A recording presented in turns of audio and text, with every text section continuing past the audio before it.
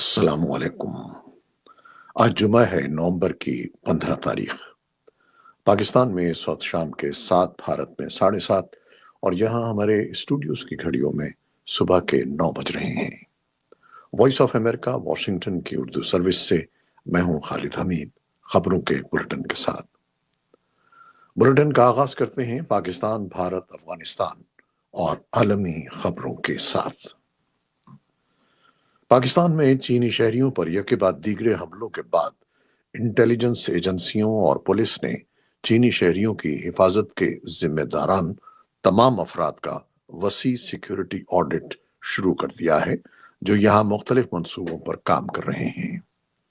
مزید برآں چینی شہریوں کی سیکیورٹی یقینی بنانے کے لیے ان کو اب سابق فوجیوں ہی کی خدمات حاصل کرنا ضروری قرار دیا گیا ہے۔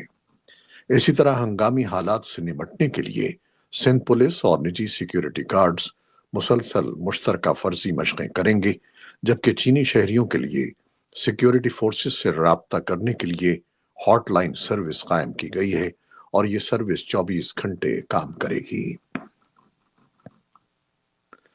اسلامک اسٹیٹ یا داعش گروپ کی علاقائی شاخ کے مسلح افراد نے شمال مغربی پاکستان میں ایک سیاستدان کو ہلاک کر دیا ہے۔ سینئر پولیس اہلکار وقار رفیق نے خبر رساں ادارے AFP کو بتایا کہ جماعت اسلامی باجوڑ کے رہنما صوفی حمید جمعرات کو غروب آفتاب کے بعد نماز ادا کرنے کے بعد مسجد سے نکل رہے تھے کہ موٹر سائیکل پر سوار 2 نقاب پوش افراد نے ان پر فائرنگ کر دی۔ اہلکار نے بتایا کہ حملہ آور افغانستان کی سرحد کے قریب ضلع باجوڑ میں اسلام پسند سیاستدان کو گولی مارنے کے بعد فرار ہو گئے، جہاں عسکریت پسند بدستور سرگرم ہیں۔ ادھر پاکستان کے دفتر خارجہ نے جمعرات کو ایک بار پھر طالبان سے مطالبہ کیا ہے کہ وہ افغانستان میں مقیم پاکستانی عسکریت پسندوں کے خلاف فوری اور مؤثر کارروائی کریں۔ دفتر خارجہ کی ترجمان نے ایک پریس بریفنگ میں اسلام آباد میں صحافیوں کو بتایا کہ ہم پاکستان میں حالیہ دہشت گردانہ حملوں پر اپنی گہری تشویش اور مذمت کا اظہار کرتے ہیں اور متاثرین کے اہل خانہ سے تعزیت کرتے ہیں۔ انہوں نے کہا کہ پاکستان نے افغانستان کے ساتھ بارہا مذاکرات کا مطالبہ کیا ہے، بلکہ افغانستان کے پڑوسی ممالک نے بھی افغان حکام سے مطالبہ کیا ہے کہ وہ ان دہشت گرد گروپوں کے خلاف کارروائی کریں جن کے افغانستان کے اندر ٹھکانے اور پناہ گاہیں ہیں۔ طالبان حکام اس کی تردید کرتے ہیں کہ ان کی سرزمین کو دہشت گرد حملوں کے لیے استعمال کیا جاتا ہے۔ پنجاب حکومت نے اسموگ سے متاثرہ شہروں لاہور اور ملتان میں ہیلتھ ایمرجنسی نافذ کر دی ہے۔ سینئر وزیر پنجاب مریم اورنگزیب نے جمعے کو لاہور میں نیوز کانفرنس کرتے ہوئے کہا کہ سرکاری ہسپتالوں میں ڈاکٹرز اور پیرامیڈیکل اسٹاف کی چھٹیاں منسوخ کر دی گئی ہیں۔ مریم اورنگزیب کا کہنا تھا کہ اسموگ سے متاثرہ شہروں میں اسکول مزید 1 ہفتہ بند رہیں گے۔ کالجز اور یونیورسٹیز میں اس دوران آن لائن کلاسز کی اجازت ہوگی۔ ان کا کہنا تھا کہ اسموگ ہیلتھ سروسز کرائسس میں تبدیل ہو چکی ہے۔ اسموگ ہیلتھ کرائسس میں تبدیل ہو چکی ہے۔ مریم اورنگزیب کے بقول اسموگ 6 ماہ یا 1 سال میں ختم نہیں ہوگی، اس کے لیے 3 ماہ کے شارٹ ٹرم پلان لائے جا رہے ہیں۔ ادھر بھارتی حکومت نے دارالحکومت نئی دہلی میں غیر ضروری تعمیرات پر پابندی عائد کر دی ہے اور رہائشیوں پر زور دیا ہے کہ وہ گھروں کو گرم رکھنے کے لیے کوئلہ جلانے سے گریز کریں تاکہ ہوا کے گرتے ہوئے معیار سے نمٹا جا سکے، جس نے پروازوں میں خلل ڈالا ہے اور تاج محل کو دھندلا دیا ہے۔ تفصیلی رپورٹوں کے لیے ہمارے سوشل میڈیا پلیٹ فارمز پر آئیے۔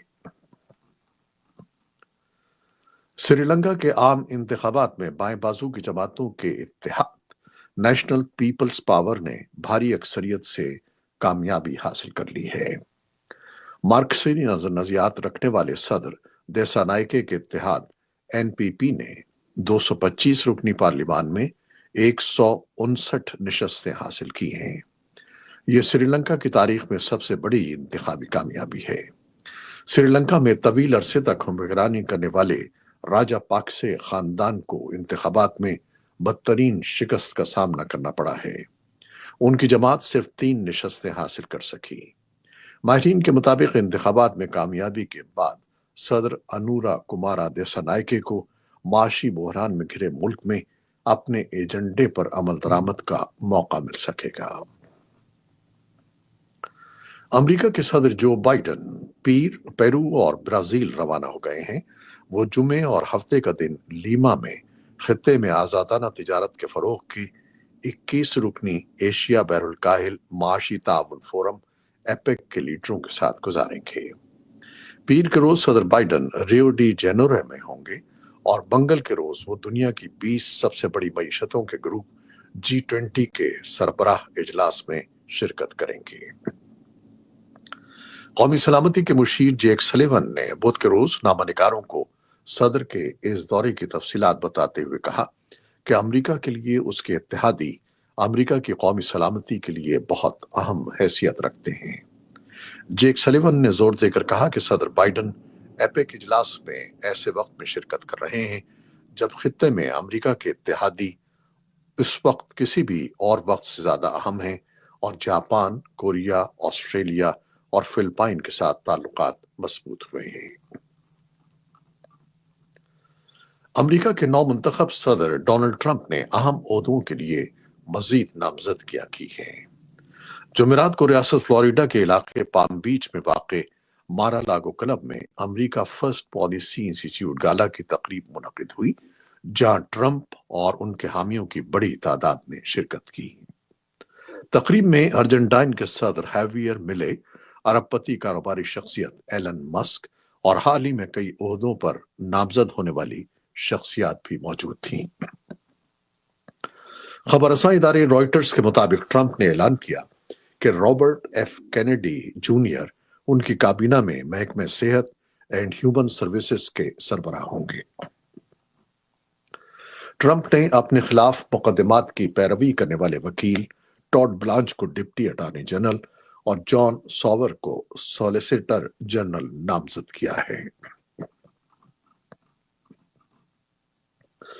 لبنان کے مشرقی شہر بالبیک میں شہری دفاع کے مرکز کے اندر اسرائیلی فضائی حملے میں کم از کم 12 لبنانی امدادی کارکن جاں بحق ہو گئے ہیں۔ شام کے سرکاری میڈیا نے اطلاع دی ہے کہ جمعرات کو دمشق میں رہائشی عمارتوں پر اسرائیلی حملوں میں 15 افراد جاں بحق ہو گئے۔ اسرائیل نے کہا کہ ان حملوں میں عسکری مقامات اور اسلامی جہاد گروپ کے ہیڈ کوارٹرز کو نشانہ بنایا گیا۔ لبنان کے 2 سینئر سیاسی ذرائع نے تفصیلات فراہم کیے بغیر خبر رساں ادارے رائٹرز کو بتایا کہ لبنان میں امریکی سفیر نے جمعرات کو لبنان کی پارلیمنٹ کے اسپیکر نبی بیری کو جنگ بندی کی تجویز کا مسودہ پیش کیا ہے۔ حزب اللہ نے مذاکرات کی توثیق کی ہے اور اقوام متحدہ امن فوج کے سربراہ لاکر ویکس نے کہا ہے کہ تنازع کے پائیدار حل تک پہنچنے کے لیے لبنانی فورسز کی تعیناتی بنیادی اہمیت رکھتی ہے۔ یوکرین کے وزیر دفاع رستم امروف نے جمعے کو ناروے میں ایک پریس کانفرنس میں بتایا کہ یوکرین گزشتہ دہائی میں روس کے زیر قبضہ تمام علاقوں کو آزاد کرانے کے لیے لڑ رہا ہے اور جنگ پر توجہ مرکوز کیے ہوئے ہے۔ ادھر RIA سرکاری خبر رساں ایجنسی نے وزارت دفاع کے حوالے سے جمعے کو اطلاع دی کہ روسی افواج نے یوکرین کے مشرقی دونیتسک کے علاقے میں اسٹیپینیو کا گاؤں قبضے میں کر لیا ہے۔ یہ تھیں وہ خبریں جو فیس بک لائیو اور یوٹیوب پر ہم نے براہ راست پیش کی۔ ہماری ویب سائٹ اور پوڈ کاسٹ پر یہ بلیٹن آپ کے لیے پوسٹ کر دیا جاتا ہے۔ آپ ہمارے بلیٹن کو شیئر کرتے ہیں اور اپنے کمنٹس میں اپنی محبتوں کا اظہار کرتے ہیں، جس کے لیے ہم آپ کے بے حد ممنون ہیں۔ اپنی ان کوششوں کو جاری رکھیے گا۔ نیوز پروڈیوسر عائزہ عرفان اور نیوز ایڈیٹر بہجت جیلانی کے ساتھ خالد حمید کو اب اجازت دیجیے گا۔ اللہ حافظ۔